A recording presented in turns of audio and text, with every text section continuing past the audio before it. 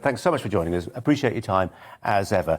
How bothered are you with, if you caught sight of the front page of The Spectator, the Conservative Bible of sorts, formally edited by the Prime Minister, which has got a front page saying is it over? Not saying it is over. Is it over? ?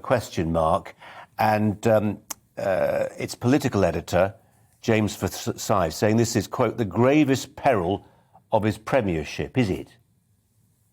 Well, it's certainly the gravest peril, because up to now he's been immensely popular, and of course incredibly popular with MPs, because he's kept ahead despite the fact that we're in the middle of a parliament. Normally you would expect Labour to be ahead, and normally we've been 10 points ahead. But of course things went badly downhill when he decided that the process of the ruling over Owen Paterson, who subsequently resigned as an MP, was not as it should be.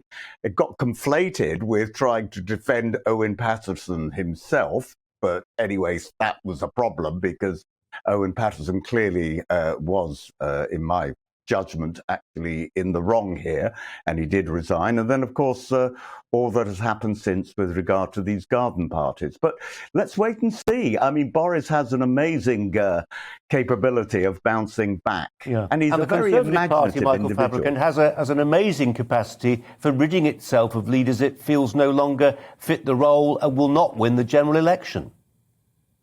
Well, that's quite right. And people say that the Conservative Party is the most ruthless of parties in Europe. I'm not always sure about that. But, you know, I was pretty ruthless when it came to John Major and Theresa May, in that I voted against them in votes of no confidence. But, you know, I would, at the moment, certainly have no shadow of a doubt, if it ever came to a vote of no confidence, and I don't think we're getting there yet, in supporting Boris Johnson.